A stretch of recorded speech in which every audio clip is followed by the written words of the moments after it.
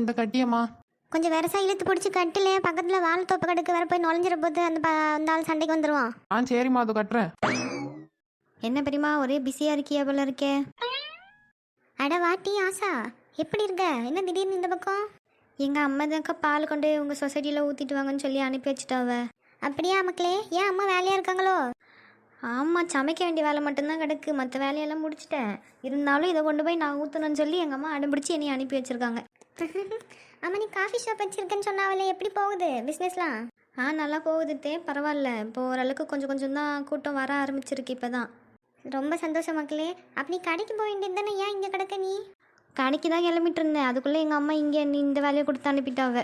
இப்போ தான் பிஸ்னஸ் ஒழுங்காக ஓடுதுன்னு சொல்லியே, நேரத்துக்கு போய் கடையை திறந்தா தானே கூட்டம் வந்துட்டு இருக்கும். இப்படி ஒரு நாள் விட்டு ஒரு நாள் இல்லை லேட்டாக போயிட்டு இருந்தால் எப்படி வரும்? ஆள் போட்டிருக்கு பெரியமா, ஒரு 2 பேர் போட்டிருக்கேன். க்ளீனிங்க்கும் வரவங்களை கவனிக்கிறதுக்கும் 2 பேர் போட்டிருக்கேன். இன்னும் கொஞ்சம் கூட்டம் எப்படி வருதுன்னு பார்த்துட்டு தான் இதுக்கு மேலே ஆள் போடுறதா என்னன்னு பார்க்கணும். சரி சரி மக்களே, ஏதோ நல்லா இருந்தால் சந்தோஷம்தான். என்ன கோமதிக்கா, எப்படி இருக்கிய? வாட்டி கீதா, நல்லா தான் இருக்கேன். நீ எப்படி இருக்க? நல்லா இருக்கேங்க்கா. யார் இது, ஆஷாவா? ஆமாம் ஆமாக்கா. ஆமாம், உன் ஃப்ரெண்டு ஐசு எப்படி இருக்கு? எப்படி போகுது கல்யாண வேலைலாம்? அது நீங்கள் அவள்கிட்ட தானே கேட்கணும், ஏன்ட்டு ஏன் கேட்குறிய? அட நீ தானம்மா எல்லாத்துக்கும் கூட நிற்க. ஏக்கா எதுவாக இருந்தாலும் நேராக சொல்லிடுங்கக்கா, எதுக்கு இப்படி சுற்றி வலிச்சு பேசிட்டு அடிக்கிய? எனக்கு வேலை வேற கிடக்கு. அடையப்பா பாத்தியா இந்த பிள்ளைய, வேலை கிடக்காமே அவள் ஃப்ரெண்டு யார்கிட்டயாவது பேசும்போது கூட நின்று பார்க்கறதுக்கு எந்த வேலையும் இருக்காது போல இருக்கு.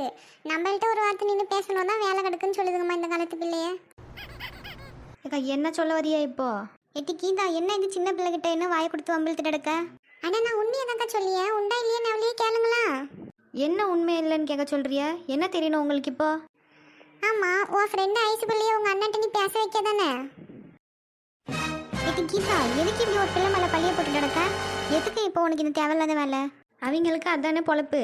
ஏதாவது ஒன்றத்தை சொல்லிட்டு புரண்டி பேசிட்டு தெரிஞ்சாதான் அவங்களுக்கு திங்கச்சோறு சரிக்கும். வேற என்ன செய்வாவ? நான் கண்ணால் பார்த்ததுனால சொல்லிய, உன் ஃப்ரெண்ட் அன்னைக்கு ஒரு பையன்ட்ட நின்று ரோட்டில் பேசிட்டு இருந்தாலா இல்லையா? சும்மா பேசினாலே தப்பாக சொல்லுவியலோ? நீங்கள் கூட தான் ரோட்டில் நின்று யார்கிட்டயோ பேசுறிய, அப்போ உங்களையும் அதே மாதிரி சொல்லலாமா? பாத்தியலா கோமதிக்கா, இந்த பிள்ளை மேலே தப்பு இருக்கிறதுனால தானே நம்மளே இப்படி பேசியா? இது கரெக்டாக இருந்தால் இப்பெல்லாம் சொல்லுவாளா? ஆமாம், இதே நான் அமைதியாக போயிருந்தேன்னா இந்த பிள்ளை மேலே தப்பு இருக்கிறதுனால தான் இப்படி அமைதியாக போகுது, இல்லைனா வந்து சண்டைக்கு நின்று இருக்குமேன்னு பேசியிருப்பிய. ஆமாம் கீதா, இது தேவையில்லாத வேலை தான் பார்த்துட்டு எடுக்க. வேற ஒன்ட்டெல்லாம் எப்படி பேசினாலும் நீ அதுக்கு ஒரு கதையை கொண்டு தான் வருவேன். இப்போ நீ எதுக்கு இங்கே வந்த, என்ன வேலையாக வந்த?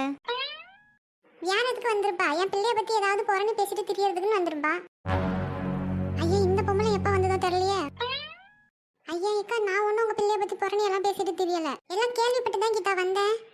தேவையில்லாமல் என் பிள்ளைய பற்றி நீ ஊர் ஃபுல்லாக பேசிட்டு தெரியான்னு கேட்டு தான் வந்திருக்கேன். கல்யாணம் முடிக்க போகிற ஒரு வயசு பிள்ளைய பற்றி இப்படியெல்லாம் பேசுறிய, நாளைக்கு வரவங்க அவங்க அவளை பற்றி என்ன நினைப்பாவ சொல்லு. ஏக்கா நான் ஒன்றும் தேவையில்லாததெல்லாம் பேசலை. உங்கள் பிள்ளை ரோட்டில் நின்று யார்கிட்டயோ பேசிட்டு இருந்தா, அதான் இருந்தாலும் என்ன கதைன்னு கேட்டுட்டு இருந்தேன். என் பிள்ளை யார்கிட்ட பேசினா உனக்கு என்ன? ரோட்டில் நின்று யார்கிட்டயாவது பேசினாலே தப்பாக தான் பேசணுமோ?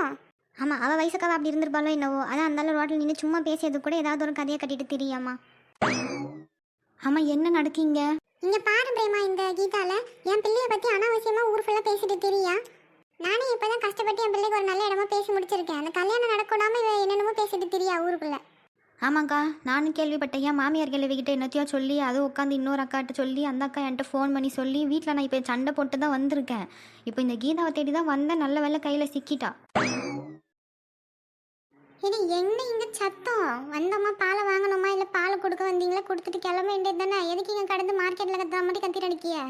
ஏட்டி வசந்தி, இங்கே என்ன நடக்குன்னு தெரியாமல் நீ பாட்டுக்கு பேசிகிட்டு இருக்காத. வேற அந்த கீதா மேலே இருக்க கோவத்தை உன் மேலே காட்டிடுவேன். அட இவ இங்கே தான் எடுக்காளா? நம்ம உஷா இவெல்லாம் ஊர் ஃபுல்லாக தேடிட்டு எடுக்கா, இவன் இங்கே நின்று என்ன பண்ணிட்டு எடுக்கா? அவன் எதுக்கிட்டு இவளை தேடிட்டு எடுக்கா?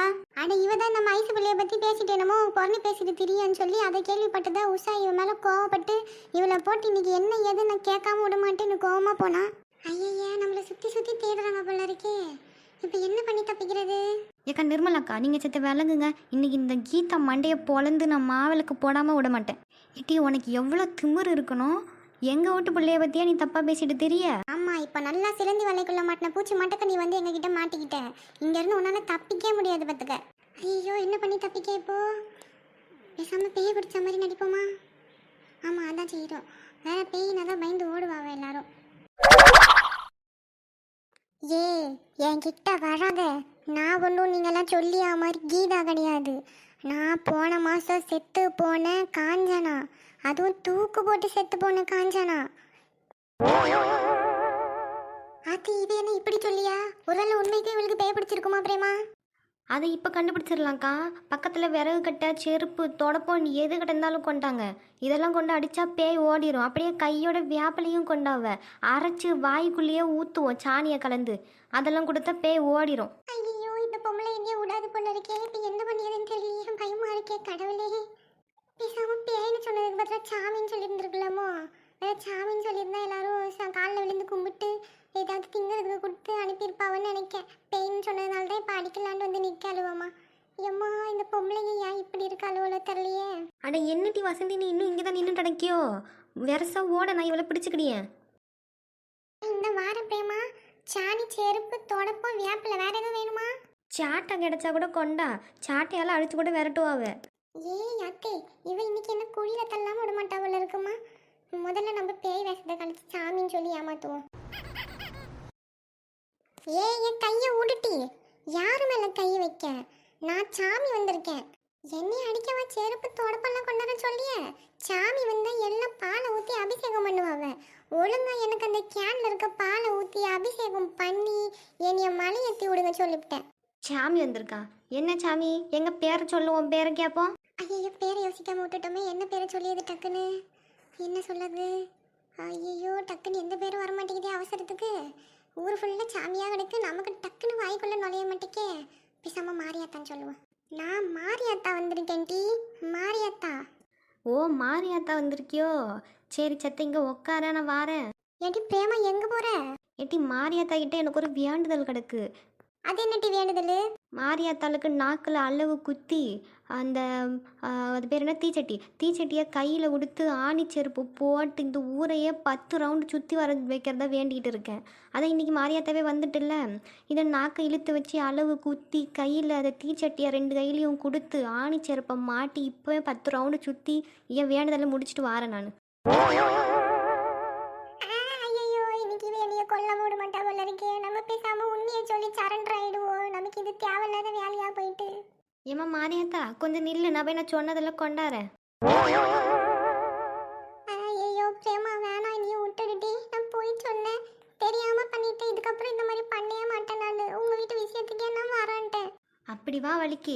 ஏன் அம்மா, இந்த பொண்ணு எவ்வளவு மோசமா இருந்திருக்கா பாருமா. முதல்ல பேய் வந்துட்டுன்னா, அப்புறம் சாமி வந்துட்டுன்னா, இப்போ போய் சொன்னேன்னு சொல்லியா?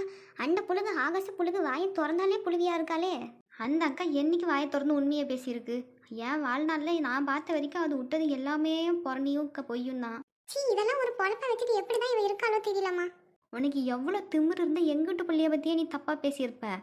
இவன் எல்லாம் சும்மாவே இடாத பிரேமா. கொஞ்ச நேரத்தில் நம்புற மாதிரி எப்படி நடிச்சா பாரு.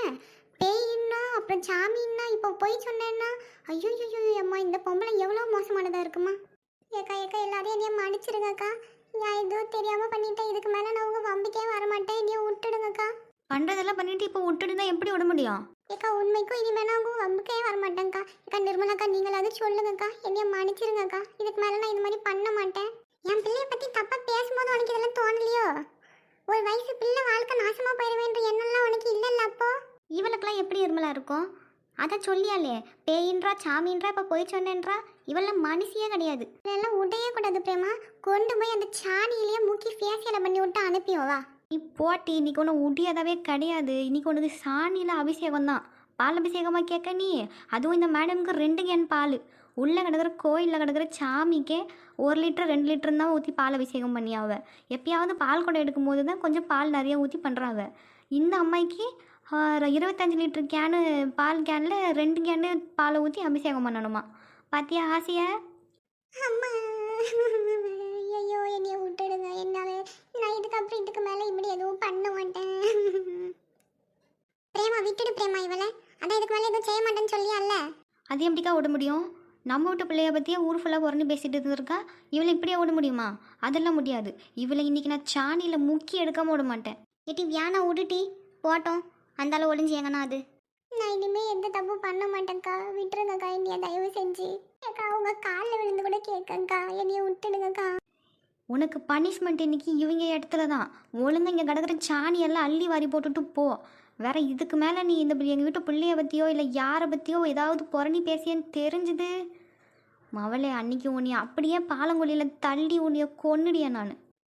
எதுவுமே எதுவும் பண்ண மாட்டேங்க்கா. இப்போ போய் சாணி அள்ளி கொட்டு போ. வாய் அவ்வளவோ பொய் பொய் பொய். சீ, அது எதுக்கிட்டு இங்கே சாணி அடி ஓட சொல்லணே? எங்கள் வீட்டில் அவ்வளோ வேலை கிடக்க பேசாமல் அங்கே பாத்திரம் தேய்க்க நான் கூப்பிட்டு போயிருந்துருப்போம்ல. ஆமாம், உனக்கு நொட்டு வாங்கி ஓசியிலே வேலை செஞ்சு கொடுக்க ஓடிறந்தால. இங்கே தான் நம்ம கோமதியக்கா வேலை செய்ய அவ்வளோ ஆள் போட்டிருக்காவில்ல, அதான் இருந்தால சரி இங்கே எதுக்கு செஞ்சுக்கிட்டு நம்ம வீட்டில் ஏதாவது ஒரு வேலையை செஞ்சால் நமக்கு வேலை மிச்சமாகுமேன்னு மற்றேன். ஏப்பா, நீங்களே கூட்டிகிட்டு போயிருங்கம்மா அந்த மகராசியை. எனக்கு தேவையே இல்லை. நான் இங்கே வேலை செய்யறதுக்கு வச்சிருக்க ஆளுவை செஞ்சாலே எனக்கு போதும்.